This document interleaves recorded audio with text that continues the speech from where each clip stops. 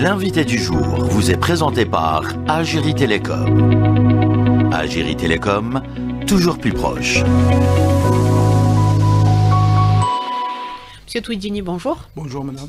Merci d'avoir répondu à notre invitation. La lutte contre les feux de forêt, les pouvoirs publics mettent le paquet, y compris à travers la législation. Le code pénal réprime sévèrement tout acte qui nuit ou qui touche à nos forêts. Le développement de la société, on le sait, a généré donc de nouveaux crimes, dans ceux qui sont justement liés à l'environnement, tels que les feux de forêt. Comment la loi s'est adaptée, monsieur Touidjini? Bonjour madame, bonjour à tous les auditeurs. En fait, le législateur algérien a édicté une loi contenant un régime général, global, relatif à la protection du domaine forestier national. Cette loi, c'est la loi 23, numéro 23-21 du 24 décembre 2023. C'est relative aux forêts et aux richesses forestières. C'est ainsi que s'appelle la loi officiellement. Elle a pour objet de définir les règles de gestion, d'exploitation et de protection du domaine forestier, du domaine public forestier. Elle a aussi pour objet la protection de la faune et de la flore. La flore, c'est tout ce qui concerne les espèces végétales. Et la faune, c'est tout ce qui concerne les espèces animales, bien sûr, sauvages. Cette loi a été édictée par le législateur algérien, promulguée par M. le Président de la République, suite aux multiples feux de forêt qu'a connu l'Algérie, avec tout ce que ça a comporté comme perte en vie humaine et en biens. Cette loi comporte plusieurs volets. Elle met en place un régime général global. D'ailleurs, elle comporte un certain nombre d'articles. Elle a plusieurs volets. L'un des volets les plus importants, c'est mettre l'accent sur les sanctions pénales très adéquates relatives aux feux de forêt. Donc la loi a été adaptée à différents niveaux. Alors aujourd'hui, est-ce qu'il y a au niveau des tribunaux, est-ce qu'il y a des sections spéciales qui s'occupent de tout ce qui est lié justement à ces incendies de forêt, à ce fléau? En fait, il n'y a pas proprement dit, le code de procédure pénale ne prévoit pas de section spécialisée pour la poursuite et la sanction de ce type d'infraction, les feux de forêt. Mais le ministère de la Justice, pour avoir une meilleure gestion des dossiers relatifs aux feux de forêt, aux incendies de forêt, a préféré concentrer ce type de dossier au niveau de la section antiterroriste et anti-crime organisé du parquet de la République du tribunal de Sidi Mohamed. C'est-à-dire quel que soit l'endroit où l'acte a été commis. L'acte criminel a été commis. On parle bien sûr des feux de forêt volontaires. Hein. C'est le procureur de la République via le procureur de la République près le tribunal de Sidi Mohamed, via la section antiterroriste, anti-crime organisé qui dépend de lui, qui va se voir chargé de ce type de dossier. Pour ce qui est des délits, c'est juste l'administratif. C'est les autres cours. En fait, c'est l'ensemble des infractions relatives aux incendies de forêt. Je veux dire par criminel, c'est lorsque c'est intentionnellement mis en vue de détruire la faune et la flore et la richesse forestière ou porter préjudice aux biens ou aux personnes. C'est ce que je veux dire ce que je veux entendre par criminel. Très bien. Donc à compter du 1er juin, il est interdit d'allumer un feu, y compris pour un barbecue ou pour d'autres raisons, au niveau ou à proximité des forêts, c'est-à-dire pas uniquement à l'intérieur des forêts. Est-ce que aujourd'hui les corps de sécurité peuvent directement prendre en charge ce type d'infraction?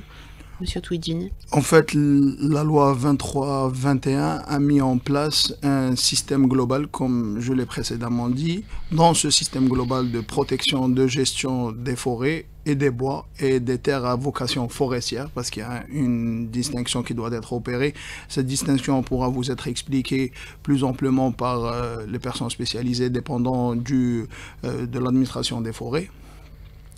Mais la police judiciaire, telle que prévue par le Code de procédure pénale, peut effectivement intervenir à tout moment, selon les prérogatives générales établies par le Code de procédure pénale.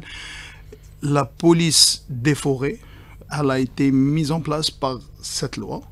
Elle existait déjà à l'avance, mais cette fois-ci, l'accent a été mis sur les prérogatives qui lui sont dévolues.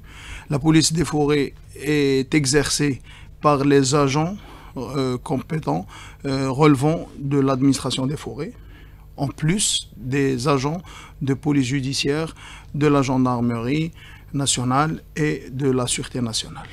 Très bien. Alors, on le disait, c'est interdit donc d'allumer un feu, y compris pour un barbecue au niveau des forêts, des arrêtés des wali, des différentes wilayas du pays, donc le précise à compter du 1er juin. Maintenant, quand on passe à la loi, on sait que elle a été, la loi est devenue, disons, plus sévère qu'elle ne l'était. Avant, tout ce qui était lié au feu de forêt était réprimé par de simples amendes. Aujourd'hui, ça va de 3 ans de prison à la perpétuité. 3 ans de prison, c'est la base, c'est les premiers délits. À quel moment on peut justement écoper de ces 3 ans de prison et quels sont les délits qui peuvent mener à cela, Monsieur Touidjini? En fait, il y a un régime de responsabilité en cascade. Le fait d'allumer, de mettre le feu, d'incendier un bois, une forêt, une terre à vocation forestière est passible de sanctions pénales. Comme vous l'avez dit, ça va de 3 ans à 5 ans de prison. Et là, c'est délictuel, avec une forte amende. Lorsque la personne met le feu à un bois, à une forêt, et que ce feu ne porte pas préjudice ni à autrui, ni au bien public. C'est-à-dire le fait d'allumer le feu est passible de cette sanction de 3 ans à 5 ans.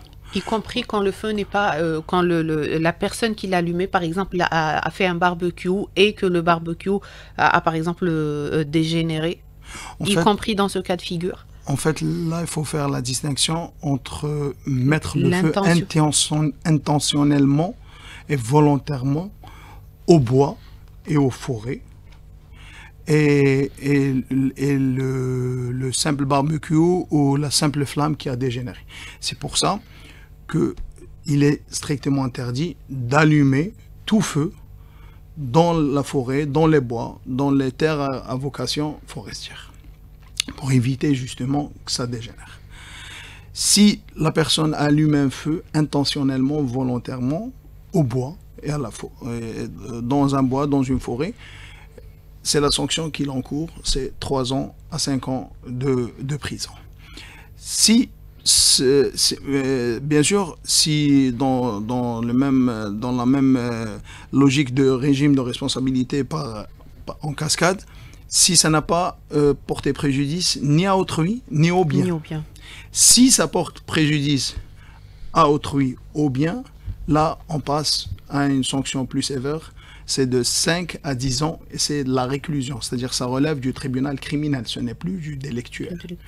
Si la personne met le feu dans l'intention de détruire la richesse forestière ou la faune ou la flore, et là on passe à un niveau encore supérieur, c'est la peine, c'est la réclusion à perpétuité. C'est-à-dire c'est la prison à vie.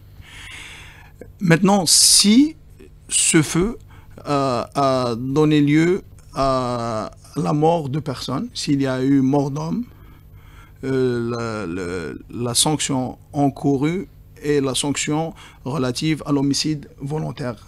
C'est la peine de mort. C'est puni de la même sanction qui est prévue pour l'homicide volontaire, c'est-à-dire pour le fait de tuer quelqu'un. L'homicide volontaire, c'est le fait de tuer intentionnellement quelqu'un. C'est la terminologie consacrée par le code pénal. Très bien. Alors, les facteurs aggravants, Monsieur Touidjini, c'est aujourd'hui donc deux facteurs. C'est l'atteinte aux biens publics et s'il y a donc des dégâts humains. Aussi la destruction de la richesse forestière, parce que la richesse forestière, tout ce qui concerne la faune et la flore, les espèces végétales, les espèces animales, si la personne met le feu intentionnellement dans le but de cette destruction, les peines encourues deviennent des peines criminelles, même s'il n'y a pas eu mort d'homme. Très bien. Alors, est-ce que, en cas de complicité, si une personne participe d'une manière ou d'une autre, donc à mettre le feu à des forêts, des bois, ou comme vous le dites, à des espaces forestiers ou des terrains forestiers, est-ce que ceux-ci également, c'est-à-dire les complices, risquent également de se retrouver derrière les barreaux? Bien sûr, là, c'est les règles générales de la poursuite pénale qui s'appliquent. D'ailleurs, même les personnes...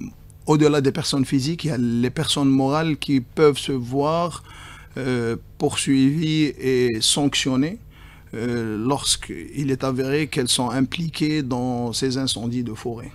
Personne morale, personne morale, par exemple? Personne morale, c'est-à-dire les associations, les sociétés, les entreprises, toutes les personnes qui ne sont pas physiques.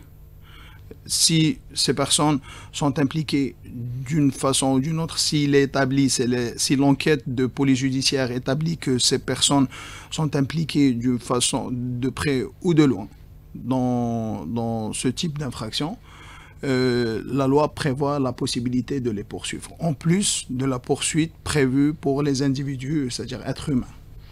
Très bien. Donc, est-ce qu'il y a eu des cas similaires où on voit des complices qui sont des personnes morales? Je n'ai pas, à mon niveau, je n'ai pas ces statistiques, madame. Mais je vous dis ce que la loi prévoit. La loi 23-21 prévoit dans ses dispositions pénales que les personnes morales peuvent être poursuivies. Très bien. Nous reviendrons sur cette question. Nous reviendrons également sur le signalement, sur ce que prévoit la loi. Donc, à ce niveau, restez avec nous. Ça sera dans la deuxième partie de l'émission et on revient dans quelques instants. Monsieur Touidjini, on parle donc des incendies, des feux de forêt, de ce que prévoit la loi, justement, contre tous ceux qui mettent le feu aux forêts, aux biens forestiers. Alors, qui peut signaler, qui peut saisir la justice en cas justement d'incendie de forêt volontaire, Monsieur Touidjini? En fait, comme on l'a précédemment dit, la police des forêts est exercée par les agents, les officiers appartenant à l'administration des forêts, en plus des OPJ, des officiers de police judiciaire, tels qu'édictés par le code de procédure pénale, c'est-à-dire les officiers de police judiciaire relevant de la Sûreté nationale, de la gendarmerie nationale, en plus des agents relevant de l'administration des forêts. C'est eux qui peuvent constater les infractions, toutes les infractions édictées par cette loi qui contient le régime général applicable aux forêts et aux domaines forestiers publics. Les personnes peuvent signaler, dans le cadre général de la dénonciation des infractions, ils peuvent, les personnes, c'est-à-dire les individus, tout citoyen, tout individu peut signaler une infraction qu'il voit dans le domaine forestier, pas seulement le fait de mettre le feu, le fait de rendre les forêts insalubres, le fait de la destruction de la flore, des personnes qui pratiquent le braconnage, des personnes qui pratiquent la découpe d'arbres ou de plantes de façon illégale, les personnes qui occupent les forêts ou les bois de façon illégale, l'exploitation de ces forêts, de ces bois de façon illégale. Alors, justement, on a tendance à parler essentiellement des feux de forêt. Est-ce qu'il y a justement d'autres crimes, vous venez de citer quelques-uns, d'autres délits, d'autres crimes qui sont punis par la loi? En fait, cette loi comporte plusieurs volets. Elle comporte non seulement les dispositions pénales relatives au fait de mettre le feu aux incendies, oui, aux incendies de forêt, Elle comporte d'autres volets relatifs à la protection de la faune, de la flore. Elle met en exergue la réhabilitation du barrage vert. Elle lutte aussi contre la désertification. Et elle met, ce qui est très important, elle met en place une stratégie nationale des forêts. Chose qui n'était pas connue dans la loi de 1984.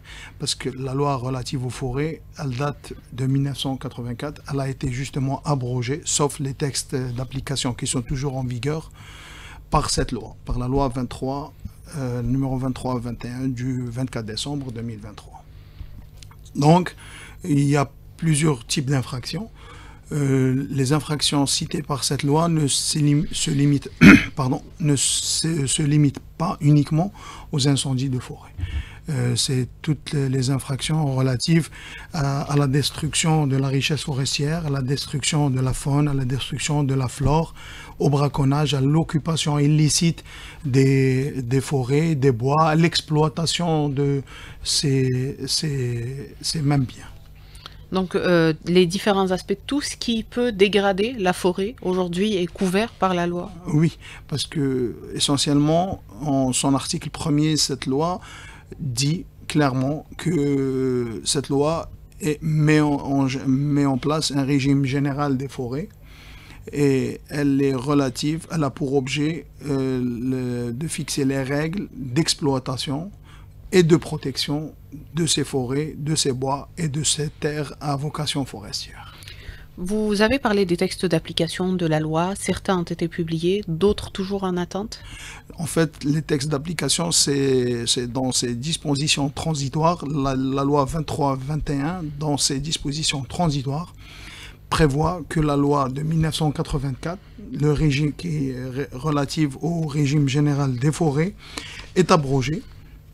La loi 84-12 du 23 juin 1984 portant régime général des forêts est abrogée par cette loi, par la nouvelle loi 23-21 qui comporte un régime général, sauf, elle prévoit aussi, elle cite clairement que cette abrogation ne concerne pas les textes d'application anciennement édictés, très bien, qui sont toujours en vigueur. Alors, il y a des peines de prison, hein. Nous en avons parlé en début d'émission, donc il y a des peines qui peuvent aller, on l'avait dit, 2-3 ans de prison à perpétuité. Il y a également des amendes qui sont prévues par cette loi, des amendes qui également sont plus importantes que celles qui l'étaient auparavant, rappelant qu'auparavant, les agents forestiers notamment dénonçaient des amendes qui étaient vraiment faibles et qui n'étaient pas dissuasives. Aujourd'hui, elles sont de l'ordre de combien, les amendes pour les incendies de forêt notamment? En fait, les amendes, peut-être que maintenant, ça a l'air de somme dérisoire, mais en 1984, à l'époque, c'était des amendes qui valaient quelque chose. Les amendes édictées par la nouvelle loi, la loi de 2023, sont des amendes très conséquentes. Par exemple, elles vont... Au minimum, c'est 300 000 dinars d'amende et elles vont jusqu'à 5 millions de dinars.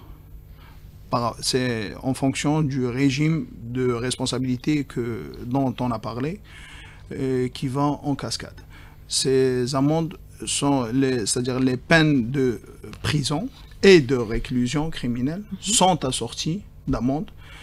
Sauf la réclusion la peine la plus forte qui est la réclusion à perpétuité. C'est juste la réclusion à perpétuité, il n'y a pas d'amende à payer. Mais, ceci dit, les amendes qui étaient établies par la loi de 1984, par rapport à l'époque, étaient des amendes assez conséquentes. Qui sont dépassés, qui sont devenus ou qui ont été dépassés par le temps, d'où donc la nécessité de ce qui a poussé le législateur à les revoir. Alors, autre question, Monsieur Touidini, concernant la sensibilisation. Aujourd'hui, la loi est donc en vigueur depuis 2023, cela fait 2 ans. Est-ce que le secteur de la justice mène des actions de sensibilisation, de vulgarisation pour faire connaître ce nouveau texte et pour justement sensibiliser tous ces gens qui interviennent ou qui, disons, sont en contact avec la forêt?